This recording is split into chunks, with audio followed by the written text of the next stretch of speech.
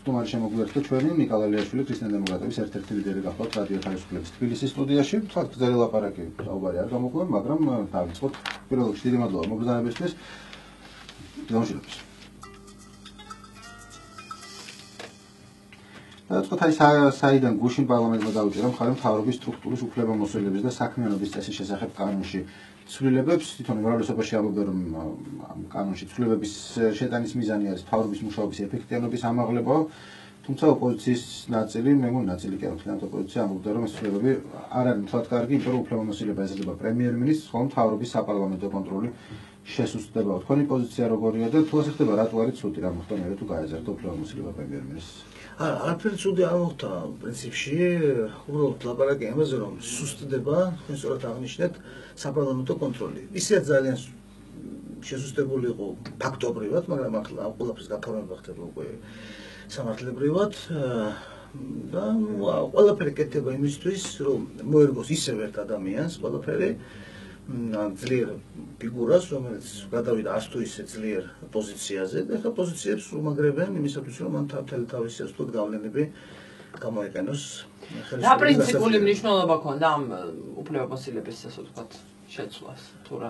ეს იყო სწორედ პრინციპი, ანუ მათი პრინციპული ხელისუფლების პოზიცია ასეთია, არის უმძიმესი ასე ვთქვათ არჩევნები წინ, შეიძლება ფატალური და საბედისწერო თვითონ ხელისუფლებისთვის, ქვეყნისთვისაც შეიძლება ესე აღმოჩნდეს, ამიტომაც ხდება რაღაც რეგრუპინგი, გადაჯგუფება, ქართულად რო ვთქვათ, და ამ გადაჯგუფებაში სჭირდება მექანიზმები, ხო, უბრალოდ მარტო ადამიანების გადაყვანა ერთი ადგილიდან მეორეში არ იყო მიზანი. მიზანი იყო, რომ ვთქვათ, სუსტი პრემიერ-მინისტრი გაძლიერებული იყო ძლიერი ფიგურით. ეს გადაყვანა მოხდა, მაგრამ თვითონ სამართლებრივად პრემიერ-მინისტრის უფლებამოსილები არც თუ ისე ვთქვათ ძლიერი იყო.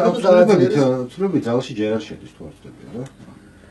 არა, ცვლილებები შევა ძალაში არჩევნებამდე. არჩევნებამდე შევა. მეორე ბოლო რამდენიმე დღის განმავლობაში არაერთი ცვლილება გახორციელდა, ზოგი საკადრო და ზოგი კანონში შემოვლილი ცვლილებები. დასაქმების ახალი მინისტრის შესახებ მინდა გითხოთ, რა დამოკიდებულება გაქვთ ამ ახალი ინსტიტუტის მიმართ, რამდენად ეფექტიანი იქნება ან არ იქნება? არ ამგონია, რომ ეფექტი ჰქონდეს.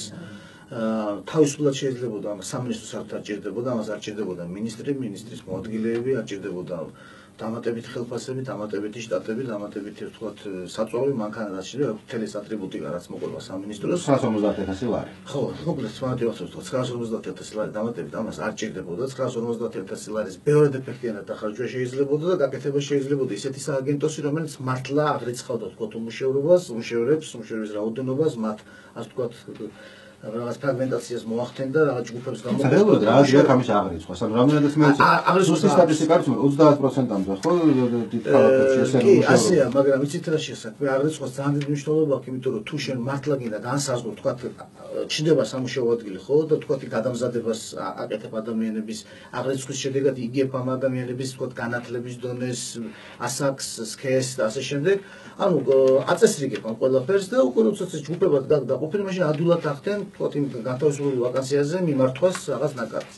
ამ ხრივ მნიშვნელობა აქვს, რა თქმა უნდა, აქ აბსოლუტურად სრულად უკონტროლოთ იყო და ეხაც უკონტროლოთ არის, მაგრამ 950,000 ლარი მართლა არ ჭირდება ამ საქმეს, უბრალოდ ამას უნდა მithumet ამას არ ჭირდება მინისტრი და სამინისტრო. ეს ასევე PR სვლა არის ჩემი აზრით, იმიტომ რომ ჩვენ ახლა ვზრუნავთ უკვე დასაქმებაზე და იმდენად ვზრუნავთ, რომ სამინისტროს კი გამოვიდა. თქვენ ეს ცვლილებები, რაც ბოლო ერთ კვირა ხორციელდება, ძირითადად წინასაარჩევნოდ არის გაკეთებული, ფუნქცია არის აბსოლუტურად და ძალიან სწორად არის ყველაფერი გაკეთებული.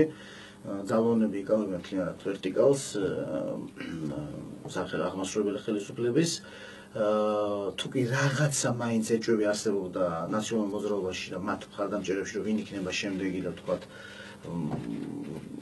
გულავა თუ სხვა ვინმე ფიგურა სახელდებოდა, ეხლა ცალსახადურად ახლის მემკვიდრე გამოკვეთილია, ეს კაცი, რა თქმა უნდა, ეს კაცი იბარებს ეხლა მთელ საქმეს და ისედაც მისი ასე ვთქვათ პატრონაჟით ხდებოდა სიების დაკომპლექტება და ეხლა მთლიანად უკვე ბატონი ვანო ასე ვთქვათ მთელ თავის ძლევამოსილებით გამოჩნდება ასპარეზზე. ქრისტიან დემოკრატები რას აკეთებს წინასაარჩევნოდ? ანუ ზოგი ამბობს, რომ ხდება ერთგვარი პოლარიზება პოლიტიკური სივრცის საკუთარი ხელისუფლება, იქით მეორე დიდი კოალიცია ქართული ოცნება, თქვენ სათხედავთ თქვენ უთქოს, თქვენი ამუშავებელი ვინ არის? ჩვენ ვართ როგორც ბატონო ბიძინამ თქვა შუაში. ანუ ესე იგი ერთ მხარეს არის ძალიან მნიშვნელოვანი ადმინისტრაციული რესურსი, მეორე პოლუსი არის ძალიან მნიშვნელოვანი ფინანსური რესურსი და შუაში არის ზომიერი ძალა, რომელიც არ გააჩნია ეს რესურსი, მაგრამ გააჩნია აბსოლუტური ღირებულებრივი სიცხადე, თანმიმდევრულობა, ზომიერება და გასაგებია საქართველოში უყვართ გლადიატორების ბრძოლა ძალიან, უყვართ გულშემატკივრობა პოლუსების, მაგრამ მადლობა ღმერთს არის ხალხი, ვისაც ასე ვთქვათ, ზომიერი პოლიტიკაც მოსწონს და ასეთები წარმოიდგინეთ არაერთი თავად ოპოზიციური პარტიიდან ისაც პრესას რო გადახედოთ, თქვენი იმიჯით ასოცირდება ხოლმე, როგორ ვიზარდები, სამთავრობო ოპოზიცია ასე შემდეგ. რამდენად გვნებთ ეგ? ან რამდენად შემდეგ მოსახლეობასთან რო გადიხართ, გიწევთ რამის ახსნან?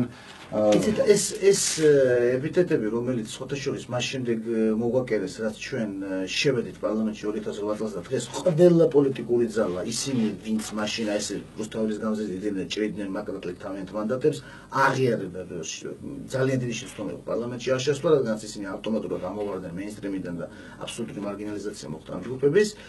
ამის შემდეგ ასე ვთქვათ, გარკვეულ აბსოლუტურად რადიკალურ წრეებში, აი ამ მარგინალურ წრეებში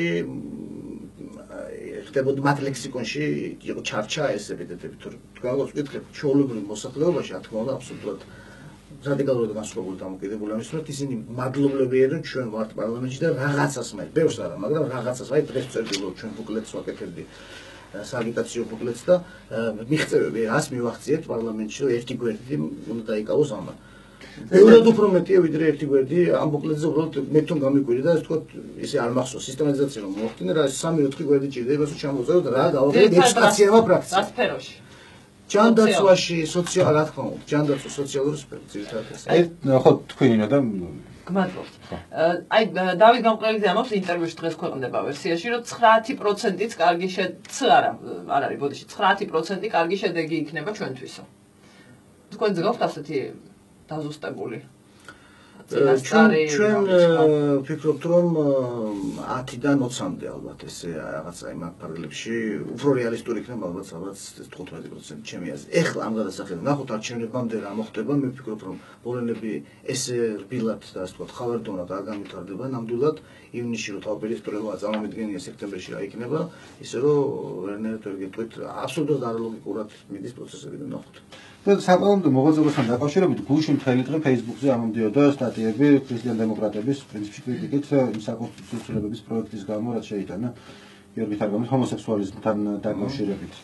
რამე სახის მზაობა არის პარლამენტში რომ ეს მიიღო, თუ ან ბევრი მიერ ეს განიხილებოდა როგორც ერთგვარი წინასაარჩევნო სულა, წინასაარჩევნო ჩასაგდება. აღიხსნით ეხლავე ამას წიას მომიწია ძალიან სლად ჰანერ ბიულის ფონდში ამ თემაზე ლაპარაკი, მაგრამ მოკლედ გეტყვით ძალიან არანაირი ვთქვათ დისკრიმინაციაზე, არავის დისკრიმინაციაზე ლაპარაკი. როგორ არის საკონსტიტუციური შედის? არა, მე აღიხსნით საკონსტიტუციური არსი აბსოლუტურად არასწორად გაგებული, ერთადერთი რაც წერია ის რომ საქართველოში სახელმწიფო აღიარებს მხოლოდ ქალის და მამაკაცის ქორწინებას წერტილი. ანუ ეს ავტომატურად ნიშნავს, რომ ერთსქესიანი ქორწინება გამოირიცხება. ეს თუ დისკრიმინაცია ის ნიშნავს, რომ ქორწინების გაფორმება გამოირიცხება. რა თქმა უნდა, ქორწინება გამოირიცხება როგორც სახელმწიფოს მიერ ცნობილი ფორმა ადამიანებს შორის ურთიერთობის. მაგრამ შეგხვდება რატო ეხლა რამე საფრთხის წინაშე დგას საბინეს მხრიდან ეს ყველაფერი ეს ასე ვთქვათ ჩვენი ინიციატივა იყო პირველ რიგში, ანუ ინსპირირებული ასე ვთქვათ პატრიარქის აღდგომა ეპისტოლეს შემდეგ, ანუ არანაირი ამას კავშირი არ აქვს პირდაპირ მინდა გითხრათ გეი აღლუმთან, რომელიც ჩატარდა დროში დაემთხვა, გაუსწრო კიდეც დროში აღლუმის ჩატარებას, ეს იყო პატრიარქის ეპისტოლე, სადაც ძალიან კაფეოდ ამოვიკითხეთ ჩვენ ყოველ შემთხვევაში და მრევლის დიდ მონაწილეობა, როგორც ახლა მაგ შეხვედრები ამ ადამიანებთან, რომ არსებობს რაღაც გარკვეული საფრთხე, იმისა რომ ხდება შეგნებულად ვთქვათ ტირაჟირება, პროპაგანდა, აი მე გიორგი თარგამაძის ფრაზას წავიკითხავ, ეს არის ძალიან შორს გამიზნული და მნიშვნელოვანი მოვლენის დასაწყისი, ეგრესა და აღლუმზე თუ სეირნობაზე ლაპარაკი. არა, ნუ წყალებში მაგიტო თქვი ეგრესა და ის გააღლუმა უფრო დაპირისპირება. საბოლოო შედეგიც უნდა იყოს საქართველოში ჰომოსექსუალიზმის, მამათმავლობის, გახსნილობის, გაუკუმართებელი ცხოვრების წესის მორალური და სამართლებრივი ლეგალიზაცია. ანუ როცა ამბობთ, თქვა არ არის ეს მადისკრიმინირებელი, ამას ხომ მოყვება, თქვა რიტორიკა, რომელიც თქვა სწორედაც რომ გამოდის მადისკრიმინირებელი. ის რიტორიკაში მე აბსოლუტურად ვერ დაგეთანხმებით, მე ვფიქრობ, რომ ამ შემთხვევაში ჰომოსექსუალობა ჩემთვის პერსონალურად მიუღებელია, სულთან ინტელექტუალურად. მაგრამ მეორე მხრივ ისე მე ვარ მე ვეკუთვნი ერთ კონკრეტულ კონგრეგაციას, ვარ მართლმადიდებელი ქრისტიანი და ჩემი მორალური ღირებულებების სკალაზე, რომელიც ასევე ნაკარნახევია თქვა ქრისტიანული რელიგიით, ჰომოსექსუალობა არის ისეთივე ცოდვა როგორც პოლიგამია მაგალითად, ან მემთვრალეობა, ან თქვათ მრუშობა და ასე შემდეგ. მე რო უთხრა ახლა მრუშს და ქურდს ეს ცოდვაა, ეს ანიშნავს hate language და რაღაც სიძულვილის ენას და ცოდვაა. ჩემთვის ეს ადამიანი არის ცოდვილი ადამიანი და არ არის ეს ჩემთვის მისაღები. ანუ ამაში მიგრადოს მიხედავ მადისკრიმინირება. და ერთი შეგთხოვოთ, თქვენ ან სხვა თქვენ თავს როგორც პარლამენტარი ნიკოლალიაშვილი და მრევლი ნიკოლალიაშვილია თუ აქვს ამას მნიშვნელობა? ფილოლოგი ნიკოლალიაშვილი და გოლფის მოყვარული ნიკოლალიაშვილი. შეკითხვის არზე არის. შეკითხვის არზე თქვა ფილოლოგიაზე როცა წერთ ხარ ფილოლოგის სხვა ენით. სიგარეტს ვეწერის, მაშინ სიგარეტს წეველი ვარ. გოლფს თამაშობ, გოლფის მოყვარული. კი, რა თქმა უნდა, ვასწავლე პარლამენტში. სათამაშობთ გოლფს. ეხლა გაიხსნა ძალიან კარგი საშუალება ეძლევა კაჭრეთში. რატო გითხობ ამ საპარლამენტო ენა არ არის ცოდვაზე ლაპარაკი საერთოდ? ხო გვაქვს გაყოფა საერო და საეკლესიო ხელისუფლების. ერთად დაახლოებით, აბსოლუტურად. მე ვფიქრობ, რა თქმა უნდა, კანონში ვერ ჩაწერა ამას. ეს არ არის სამართლებრივი ენა, მაგრამ სამართლებრივად რაც შეგვეძლო ის გავაკეთეთ. ანუ კანონში ეს ვაგვიძე, ჩვენ ინიციატივაში თქვენ ახეთ, ან ეს თქვა ცოდვა. შეიძლება პარლამენტის ტრიბუნიდან ეს ენა გამოიყენოთ, რიტორიკა არსებობს, გიშვებს შესაძლოა რაღაც ფარგლები არსებობს ჭერმეტყველებისა, შეიძლება შემოიტანო თლად არც თუ ისე სამართლებრივი ტერმინებია ეს ხა იქ ხშირად ძალიან ხშირად პოლიტიკა მისმის რომ რა თქმა უნდა რაციონალისტური უნდა იყოს, მაგრამ კორელირებს ისეთ ასე ვთქვათ ფენომენებთან, როგორც არის მორალი, ხო, არა, რაღაც ვთქვათ პატრიოტიზმი, ემოციები, სიყვარული, სიძულვილი და თუ კი პოლიტიკოსი იყენებს აი ამ გარკვეულ ემოციებს იმისათვის რომ გააძლიეროს თავისი მტკიცებულებები და თავისი აზროვნება და თავისი ლოგიკა უფრო ნათელი გახადოს მსმენელისთვის, ამაში ფერდოს უსურთები. მადლობა მოგზაურობისთვის, კიდე გავაგრძელებთ ლაპარაკს. მაგრამ დასვის სწრაფად. ისევ იმას რომ მივუღოთ, ერთი მოკლე კითხვა. ის ყველა ამოცანა რისთვისაც რაც თქვენ ჩამოთვალეთ არგუმენტები რისთვისაც განხორციელდა მთავრობაში ცვლილებები, საკანონმდებლო ცვლილებები. რა საჭირო იყო ამის დემონსტრაციული გაკეთება? ისედაც ხომ მიღწევადი იყო მათთვის ეს ყველა ამოცანა, კოორდინირებული სწრაფით, ყველანაირი მოქმედება, ძალის კონცენტრირება და ასე შემდეგ. იცით რა? დემონსტრაცია რა ასე დემონსტრაცია საჭირო იყო სწორედ იმ მე როგორც გითხარით, იმ ნაწილისთვის თვითონ შიგნით, ხელისუფლების ხარდამჭერების ნაციონალური მოძრაობის შიგნით, რომლებიც ჯერ კიდევ მერყეოდნენ და არ ქონდათ გამოკვეთილი ძირითად ძალიან ბევრი არ იცოდა რას აპირებს თქვა მიშა რა იქნება შემდეგ. ეხლა სურათი ბევრად უფრო მკაფიო გახდა. და არა მარტო ძალიან კაი შეკითხვა სწორედ. არა მარტო შიდა მოხმარებისთვის. საერთაშორისო საზოგადოებისთვის ვინც ძალიან შეშფოთებული იყო იმით რას იზამდა ბოლოს მიშა დარჩებოდა არ დარჩებოდა თუ როგორ წავიდა. და ამის დაწყნა და? აი ვანო მელაბიშვილის შემოყვანა სცენაზე პრაქტიკულად ნიშნავს იმას რომ მიშა აღარ იქნება აქტიურ პოლიტიკაში. ის აღარ იქნება ის ყველას ეშინია, ნუ პრემიერ-მინისტრი. კარგი, ესეც უსაქმეა. არა, ესეც თქვენ ის არ შეხედულები ვინც ის მე რა მოხდეს მე. ესაც პასუხია. მადლობა სტუმრობისთვის, ნიკოლალიაშვილი, ქრისტიან დემოკრატების ერთ-ერთი ლიდერი გახდათ რადიო თავისუფლების თბილისის სტუდიაში.